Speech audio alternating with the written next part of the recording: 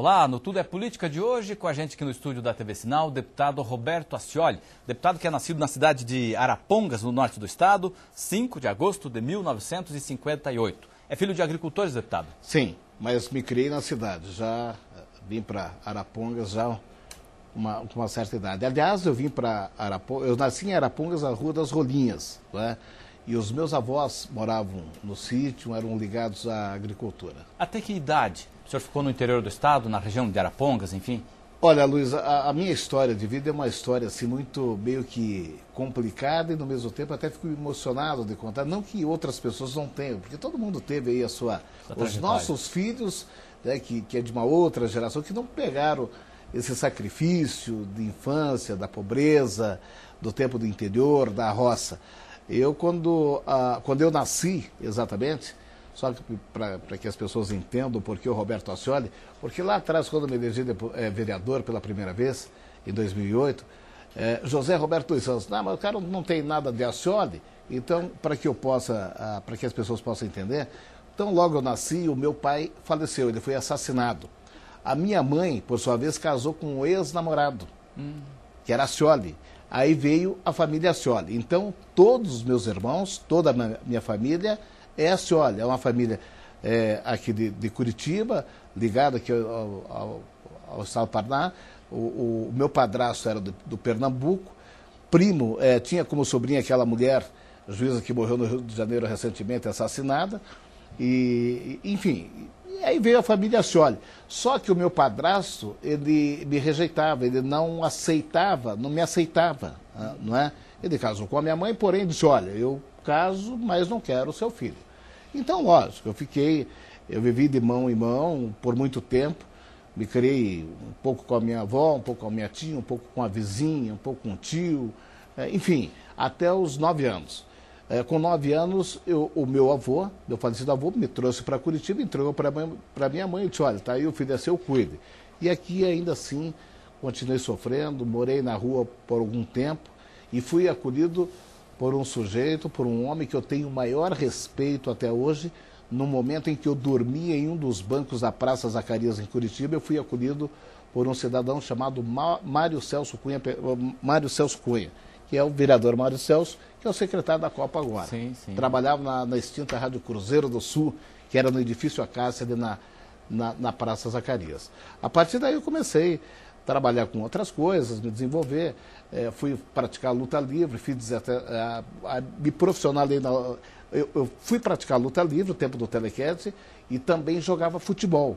Cheguei a fazer algumas partidas pelo Curitiba aqui na época. Mas isso o quê? 16, 17, 18 anos? Não? Não, há muito mais. Eu estou com 55, coloca aí 30 e tantos anos atrás.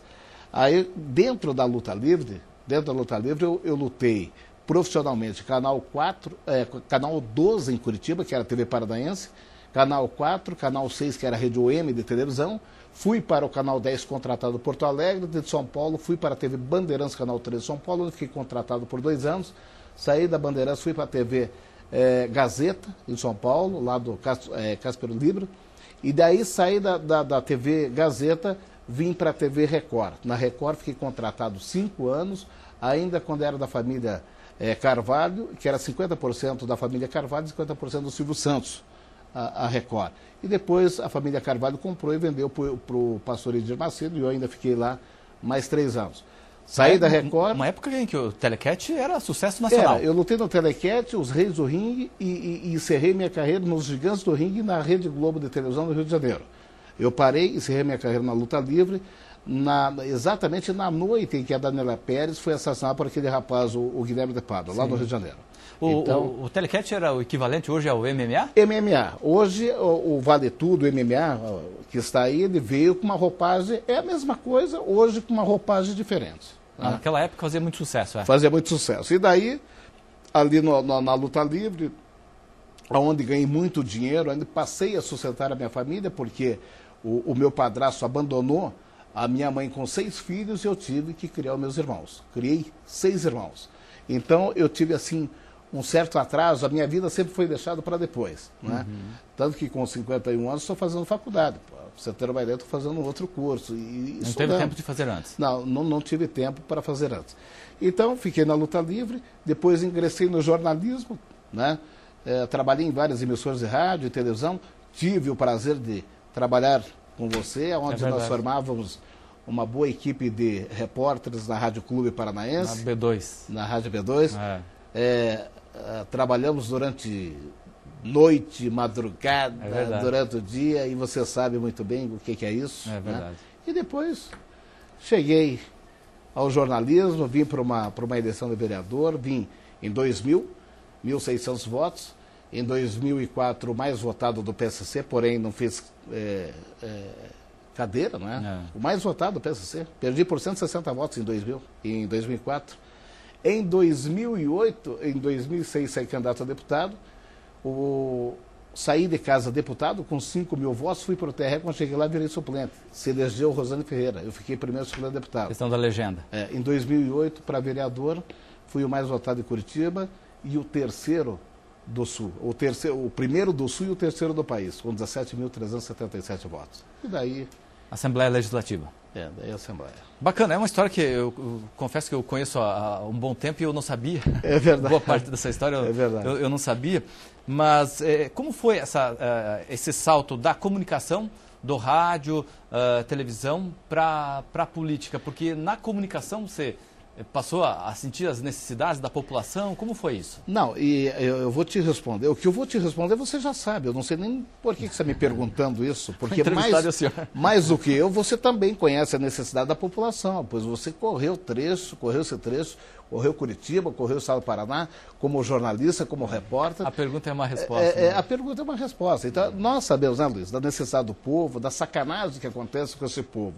E lógico que, como jornalista, como repórter, tanto eu quanto você, tantos outros companheiros de imprensa, quantas e quantas famílias nós não ajudamos sem ser políticos, sem ter mandato? É verdade. Quantos e quantos trabalhos nós não fizemos que era de obrigação do governo do Estado, do governo federal e dos políticos, os políticos da época.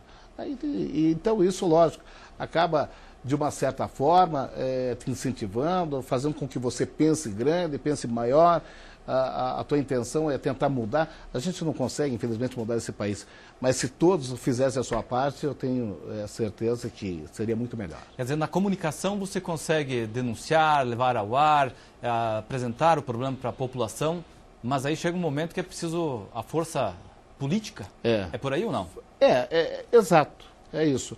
Porque nós, jornalistas, nós, repórteres, homens de comunicação, a gente passa a fazer, às vezes, o povo, Luiz.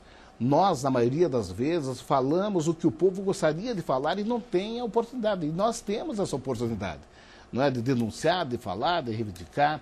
Enfim, nós somos a voz do povo. Nós, jornalistas e comunicadores. E aqui, como parlamentar, como deputado, eu procuro, naturalmente, fazer aquilo que eu sempre tive em mente, aquilo que eu sempre achei que era interessante para o Estado, para a família paranaense, e tenho feito. Os meus projetos têm sido trabalhados e aprovados nessa casa, e eu fico muito satisfeito.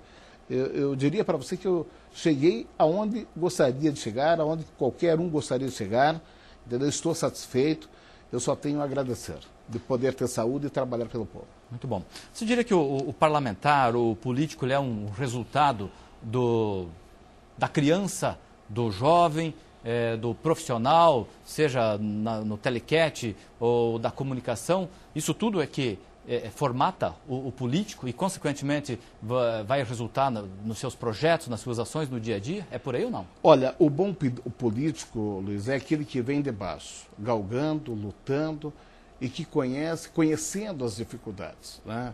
Eu não quero aqui falar de herdeiros políticos, aquele né, que já vem herdando de família, mandatos e tal. Enfim, não quero, até porque nós temos bons deputados e aqui no Paraná, pode falar, normalmente o político ou a política é pauta pronta para a imprensa. É isso que nós temos acompanhado, é isso que a gente está vendo.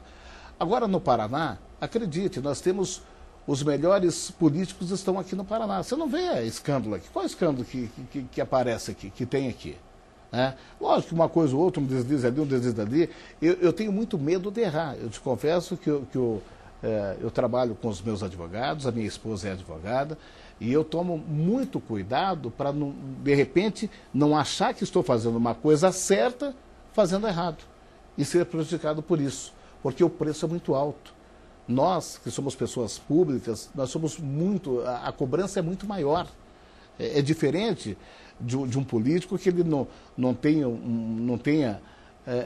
esteja de uma forma mais exposta, vamos dizer assim. A imagem mais... Nós não, nós estamos aí mais expostos, quer dizer, é muito mais complicado, somos muito mais cobrados. E a gente não pode, de forma nenhuma, errar. Como é estar em um momento de um lado da trincheira, no jornalismo, denunciando, cobrando que o Estado faça o seu papel e, de repente, estar desse lado aqui, em que vira vitrine e que é obrigado a mostrar resultados para a população, porque foi eleito para trabalhar com a promessa de que iria trabalhar, atender aquele seu ouvinte, seu telespectador, aquele seu eleitor. Como é, de repente, você mudar de lado? Não houve uma mudança, evidentemente, porque, no seu caso, continua com o trabalho de televisão e de rádio. Com o trabalho normal. A minha vida não mudou, mas a minha vida só ficou mais ocupada, um pouco mais corrida. Mas, de qualquer forma, você tornou um político e, consequentemente, vira vitrine. Como é essa relação? Veja, eu continuo a minha vida de uma forma... Continuo indo lá na casa do seu Santos, onde eu vou há 30 anos com um grupo de 2, 3 motoristas de táxi, mais um amigo de futebol, vamos lá, jogamos a nossa tranquinha final de semana. Eu continuo sendo o mesmo Roberto Ascioli, trabalhando, quer dizer, continuo não, mas quando tenho esse tempo, eu vou lá e jogo. Meus amigos, quero rever meus amigos, porque a minha verdadeira essência, o meu mundo é esse, é o mundo da simplicidade, é o mundo... esse mundo, eu não mudei nada, meus amigos, eu continuo tendo os meus amigos de antes, de quando eu era o Roberto Ascioli, que trabalhava com táxi, do Roberto Ascioli repórter, do Roberto Ascioli lutador, as amizades continuam as mesmas. Muito embora, Luiz, quando eu me elegi deputado estadual, eu tive algumas amizades que eu tive que recuperar, eu tive que correr atrás. Porque alguns amigos diziam assim, poxa, o Ascioli se elegeu deputado estadual, agora não consigo falar com ele, ficou importante. Olha que absurdo. Então, eu tive amizades que eu tive que resgatar, e não foi porque eu fiquei diferente, no momento algum, longe disso. Até porque eu acho que a única diferença do político e o não político é que é o mandato. Só isso. Né? Ninguém é melhor. Até porque o político ele não é o dono do mandato. Eu costumo dizer que eu não sou deputado, eu estou a deputado. Né? O ano que vem eu posso não estar. É verdade.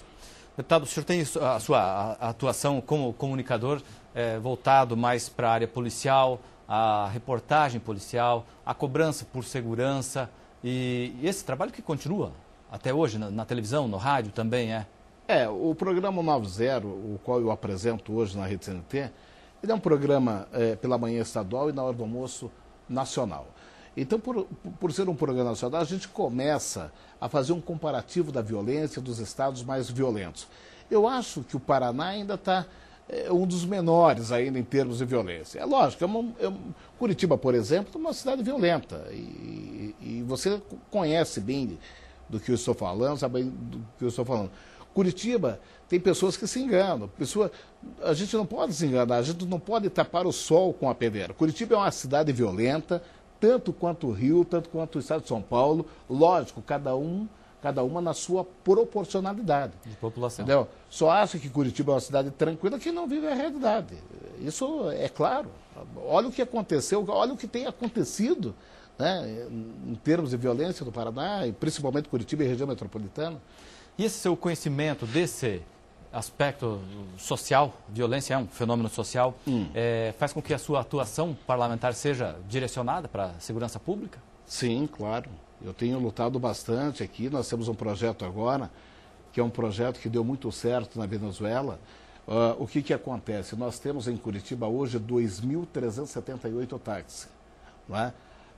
Um projeto meu já aprovado em primeira votação nessa casa, ela cria mais 2.378 viaturas, que são os táxis. Por quê? De que forma? As centrais de radiotáxi, são 9 no total em Curitiba, todas as centrais passarão a ter um rádio comunicador que no exato momento que o Centro de Operações da Polícia Militar solta uma viatura para atender uma ocorrência, olha, por exemplo, um assalto em andamento no bairro Parolim, né? destinou a viatura para o local. No mesmo momento, a central de radiotáxi também toma conhecimento e já coloca para os carros da rua. Então são 9 centrais de radiotáxi espalhando essa mesma informação para os 2.378 táxis. Então não é possível que o cara tome um carro em assalto e seja com uma vítima num sequestro relâmpago, por exemplo, e não passe por um táxi.